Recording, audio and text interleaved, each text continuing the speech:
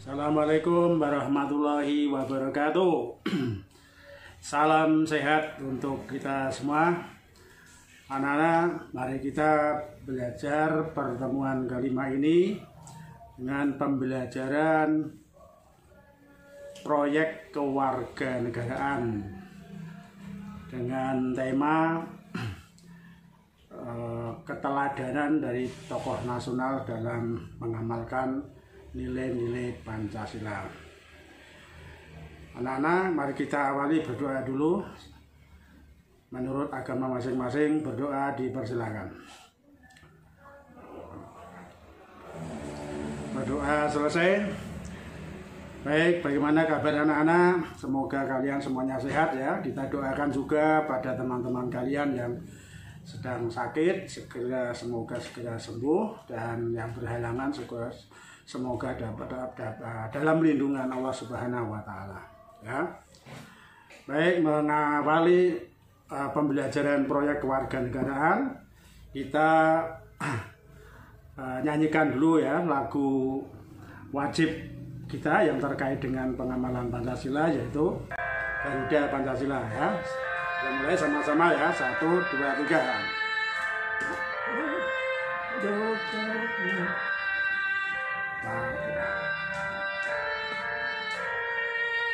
Sedia terdapat untukmu Pancasila negara, rakyat adil makmur dan pribadi bangsa.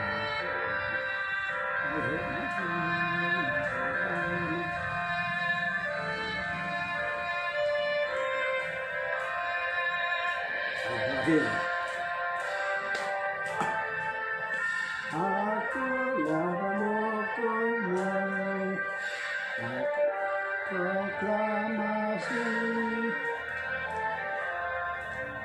untukmu Pancasila dasar negara, rakyat adil sentosa, pribadi bangsa.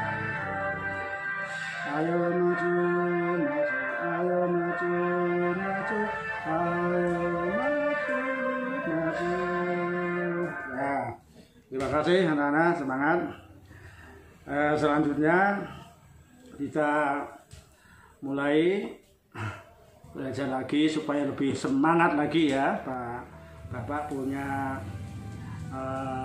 simulasi tebak-tebakan ya. Tebak-tebakan sulap angka ya. Anak-anak, mari konsentrasi semuanya ya. Ini main sulap angka. Anak-anak silakan anak-anak memikir ya, atau memilih angka dari 1 sampai 50. Contohnya misalnya kamu mikir 13, 14 atau 49, terserah ya. Mulai sekarang silakan pilih dalam pikiran masing-masing, di batin ya. Udah. Berikutnya, kurangi angka pilihan kalian tadi yang kamu batin tadi ya dengan 1. Ya, misalnya tadi kamu pilih 13, berarti kurangi 1 tinggal 12. Kalau tadi 48 kurangi 1 berarti 47. Seperti itu, ya. Terus kalikan hasilnya dengan 3. Ya, tadi hasilnya berapa? Dikalikan 3. Ya, sambil orat-orat di kertas ya. Ya, ketemu. Ya, bagus.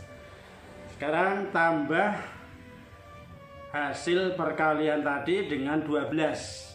Jadi perkalian tadi hasilnya tambah 12. Nah, ya, kita coret ya. Selanjutnya bagi dengan angka 3.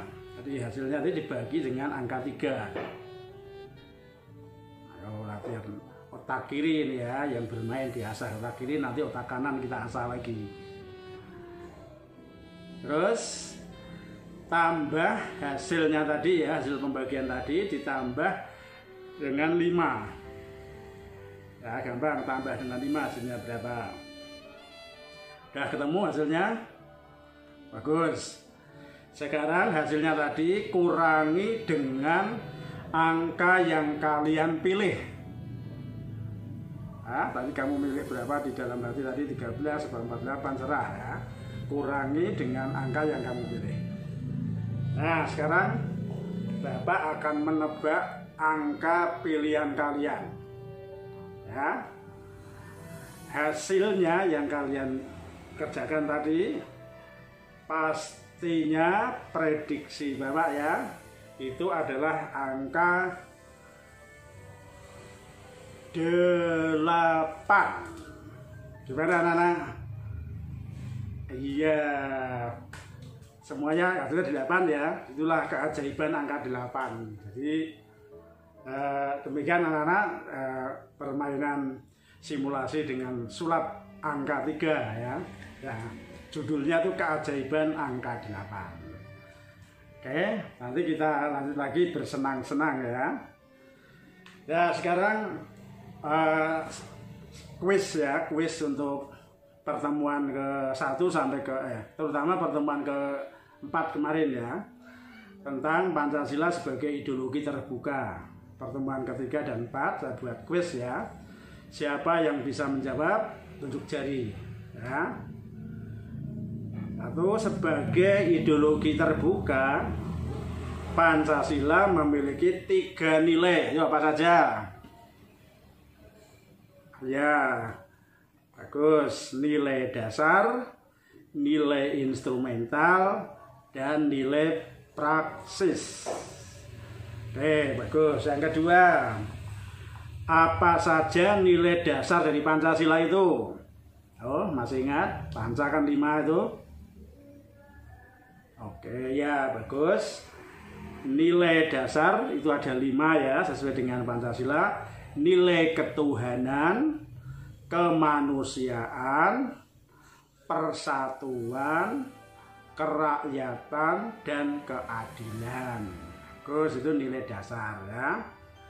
Coba beri contoh nilai instrumental di bidang politik.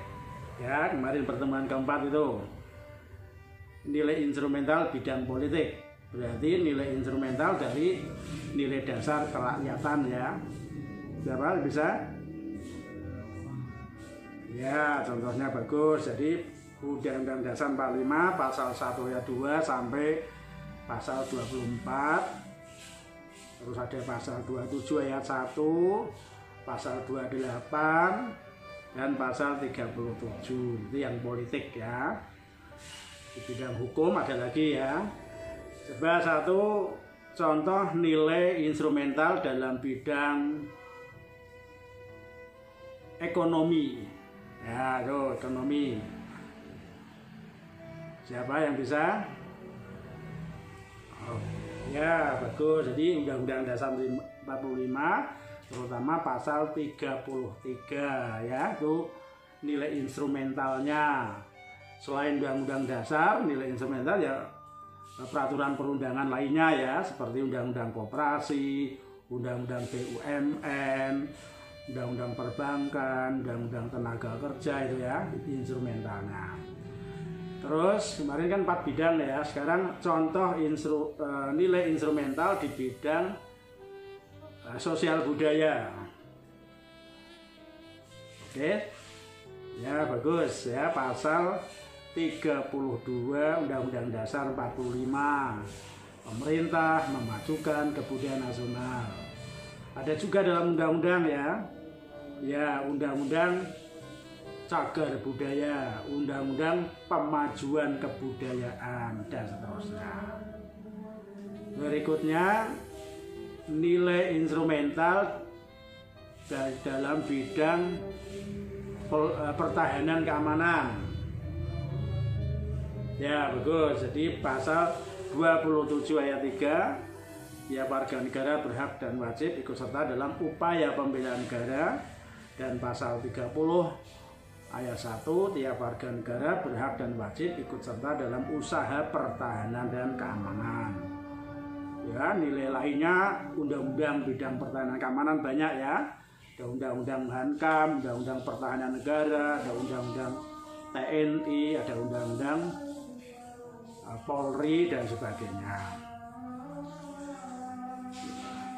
Kemudian apa hubungan antara nilai dasar, instrumental, dan nilai praksis dengan dimensi yang itu?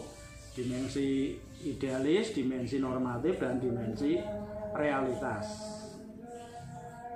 Ya, bagus, disimpulan kemarin sudah ya, bahwa nilai dasar dimensinya adalah idealis, nilai instrumental dimensinya normatif, kalau nilai praksis dimensinya realitas. Ya. Dan nilai instrumental dan nilai praksis itu perwujudan dari nilai dasar Pancasila. Yang terakhir, coba perilaku memilih di dalam pemilihan umum misalnya, itu merupakan perwujudan dari nilai dasar apa? Ya, bagus, nilai dasar kerakyatan atau sila keempat. Ya, jadi dimensi adalah dimensinya apa? Ya, dimensi realitas, jadi praktek dalam kehidupan sehari-hari. Bagus, anak-anak, segera masuk. Saya sampaikan tujuan pembelajaran ya. Pertemuan kali ini khusus kita menggunakan model pembelajaran berbasis proyek ya. Project based learning, kalau dalam pelajaran PPKN namanya proyek kewarganegaraan. Maka tujuannya setelah kalian mengikuti pembelajaran berbasis proyek ini, kalian dapat yang pertama mengidentifikasi tokoh bangsa yang memberikan keteladanan dalam pengamalan Pancasila. Dua, mencari dan menemukan informasi tentang biografi tokoh tersebut. Yang ketiga, menyusun laporan hasil pelaksanaan proyek. Ini membahas temuan-temuan tadi ya, sesuai dengan pertanyaan. Yang keempat, juga secara berkelompok nanti menyusun skenario naskah bermain peran atau simulasi dari tokoh yang kamu pilih tadi. Dan yang kelima, mensimulasikan peran tokoh tersebut di dalam kelompoknya. Itu tujuan belajarnya. Anak-anak yang dinamakan proyek kewarganegaraan memang suatu kegiatan pembelajaran yang dilakukan di luar sekolahan ya. Nah, sehingga materi pokoknya sebenarnya satu, yaitu keteladanan tokoh nasional dalam mewujudkan Pancasila sebagai dasar negara. Kegiatan belajarnya, anak-anak, peserta didik kalian akan dikelompokkan menjadi 7-8 orang anak. Kemarin pertemuan keempat sudah saya sampaikan waktu kalian mengerjakan kelompok 1.2, itu sebenarnya juga proyek ya, 7 anak atau 8 anak. Kemudian kalian mengamati, menyimak penjelasan guru dalam melaksanakan proyek kewarganegaraan. Ketiga, mencatat hal-hal yang penting yang ingin kamu ketahui selama ada penjelasan guru, baik melalui Google Meet maupun dengan video pembelajaran nanti yang akan saya unggah ya. Kemudian mengidentifikasi tokoh bangsa yang memberikan keteladanan. Setelah itu diidentifikasi, kamu pilih salah satu tokoh untuk mencari informasi tentang biografi tokoh itu ya. Di internet, di download aja silakan.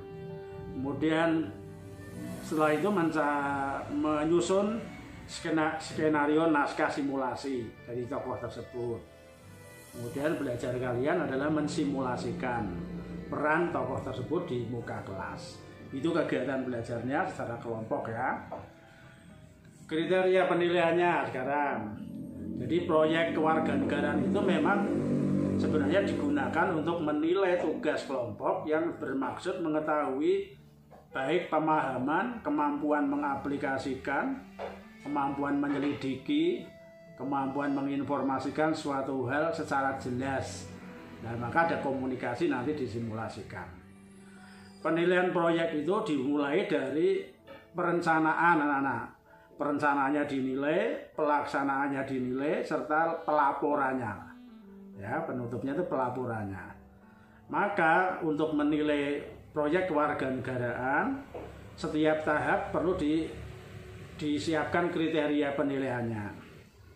Jadi saya sampaikan aspek yang dinilai adalah persiapan, pelaksanaan, dan pelaporan secara tertulis.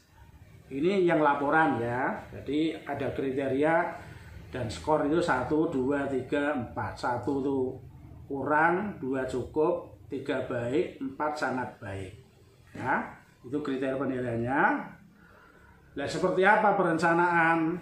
Nah, nanti saya sampaikan rubriknya ya, kriterianya. Minimal kalian ada 4 aspek di dalam perencanaan proyek kewarganegaraan. Yang pertama, tujuannya apa? Topiknya, alasannya, alasan memilih topik itu ya. Tempat penelitiannya di mana? Respondennya siapa saja? Daftar pertanyaan, kemarin kan sudah sampaikan daftar pertanyaan minimal kan 4 ya. Apa misalnya peran tokoh yang kamu pilih di dalam mengamalkan Pancasila? Bagaimana biografinya? Seperti itu ya. Terus apa saja nilai keteladanan yang dapat kita peroleh dari tokoh tersebut dan seterusnya. Itu menjadi daftar pertanyaan ya, ditulis dengan pertanyaan apa, mengapa, bagaimana, minimal 4 pertanyaan kalau nilainya 100 atau skor 4 ya. Terus di bagian perencanaan juga ada jadwal pelaksanaan proyeknya. Jadwalnya misalnya dibuat metrik ya, 1 minggu pertama atau tanggal berapa, besok misalnya ya, tanggal atau hari ini membuat pembagian tugas. 2, besoknya lagi mencari biografi tokoh.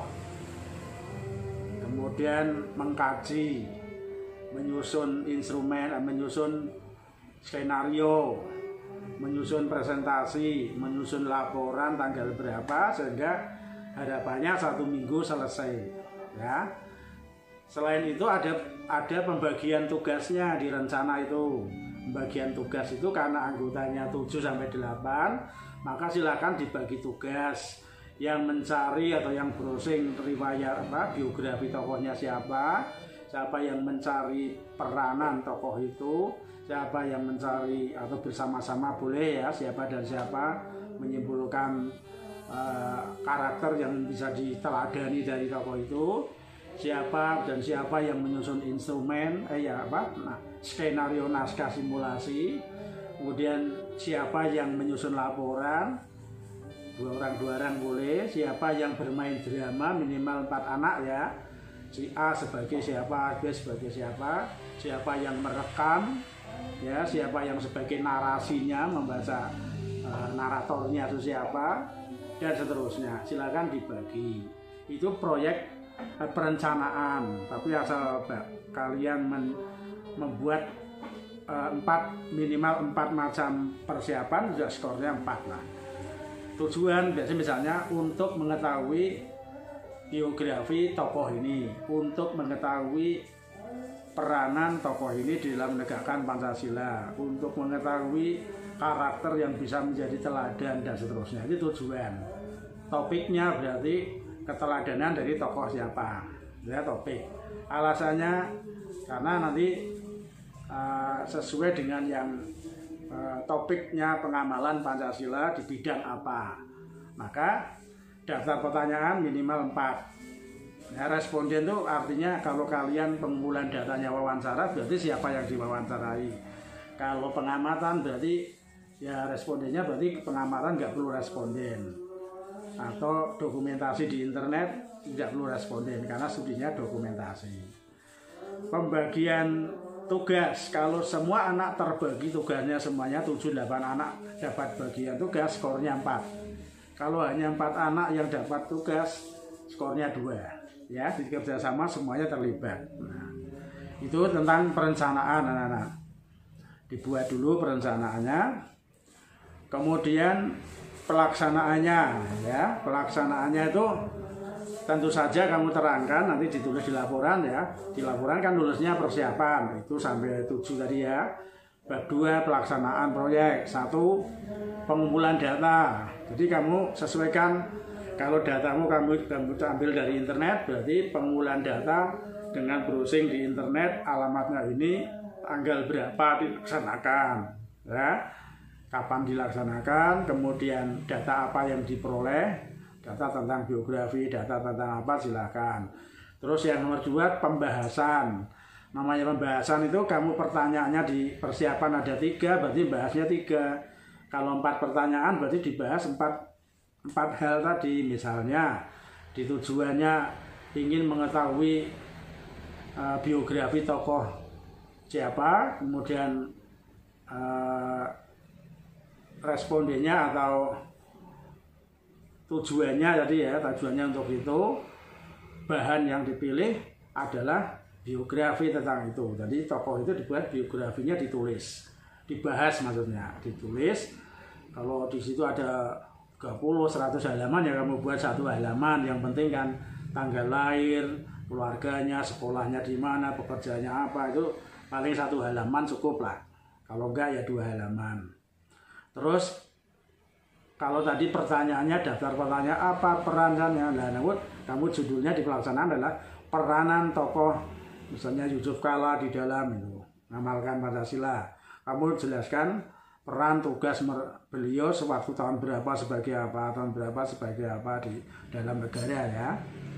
Kemudian pertanyaan ketiga di daftar pertanyaan ada apa karakter dari tokoh tersebut. Berarti kamu membahas karakter tokoh tersebut adalah bla bla bla bla ya, dan seterusnya. Jadi membahas sesuai dengan daftar pertanyaan dan tujuannya. Daftar pertanyaan dengan tujuan identik sama ya, sehingga data yang diperoleh ya tentang itu, data tentang biografi, data tentang peranan, data tentang karakternya dan sebagainya ya.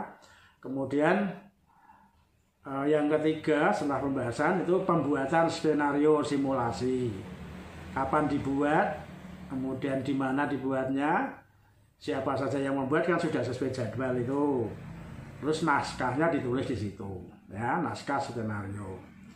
Yang keempat, pelaksanaan dan pembuatan video simulasi. Kapan dilaksanakan, di mana, kemudian videonya dicantumkan di laporan, linknya saja berarti ya. Kalau kamu buat YouTube ya boleh linknya YouTube itu dimasukkan di laporan. Kemudian penutup ya, setelah itu kan ditutup. Penutup itu bab 3 ya, bab 3 penutup isinya simpulan dan saran. Simpulan itu menyimpulkan kalau daftar masalahnya 4, tujuannya 4, simpulannya juga 4. Pembahasannya kan 4. Ringkasan dari pembahasan itu simpulannya ya. 1 kalimat saja, kalau pembahasan kan 1 halaman ya, dibuat 1 kalimat. Jadi kalau daftar pertanyaannya ada 4, masalahnya ada 4, ya simpulannya ada 4, meringkas dari pembahasan yang tadi. Terus saran kalian apa saja ya, itu penutup. Nah nanti yang anak rubrik penilaiannya supaya kalian tahu akan dapat nilai berapa ya. Di persiapan yang desain proyek itu nanti jika kalian memuat tujuannya ada 4, ada topik, ada alasannya ada, kemudian daftar pertanyaannya ada, respondennya ada, itu 4 skornya alias 100 ya. Kalau hanya memuat 3 saja, misalnya tujuan, topik, alasan, cuma 3 itu ya skornya 3 dan seterusnya. Juga hanya memuat alasannya 1, tujuannya 1, ya skornya 1 ya, dibuat 4 supaya skornya 4. Kemudian pelaksanaannya saya menilai lengkap data ya, data yang diperoleh lengkap, terstruktur, mulai dari tadi biografinya, peranannya itu datanya sesuai dengan tujuannya ya, itu skornya 4. Kalau kurang terstruktur, kurang sesuai dengan tujuan ya skornya 3. Kurang lengkap, kurang sesuai 2. Kalau tidak lengkap ya 1. Terus yang ketiga pelaporan secara tertulis. Itu jika ada pembahasannya tadi yang bab 2 ya, bab 2 yang bagian 2 kan pembahasan datanya sesuai dengan tujuan, membuat simpulan, membuat saran, itu berarti skornya 4. Kalau tidak ada simpulan, tidak ada sarannya, skornya 2. Seperti itu nanti saya sampaikan di videonya ya. Demikian anak-anak pengantar dari pembelajaran proyek kewarganegaraan pada kali ini. Mudah-mudahan ilmu dan pengalaman yang kalian peroleh dalam pembelajaran proyek kewarganegaraan ini dapat meningkatkan kompetensi yang diharapkan. Mudah-mudahan juga kalian dapat menerapkan ilmu dan pengalaman yang akan kalian peroleh nanti dalam pembelajaran proyek kewarganegaraan ini dalam kehidupan sehari-hari, sehingga menjadikan kalian sebagai pribadi yang berkarakter Pancasila, nasionalis, cinta terhadap lingkungan, peduli terhadap lingkungan, bangga sebagai bangsa dan tanah air Indonesia. Terima kasih anak-anak, selamat belajar proyek kewarganegaraan secara berkelompok. Semoga berhasil, tetap sehat. Assalamualaikum warahmatullahi wabarakatuh.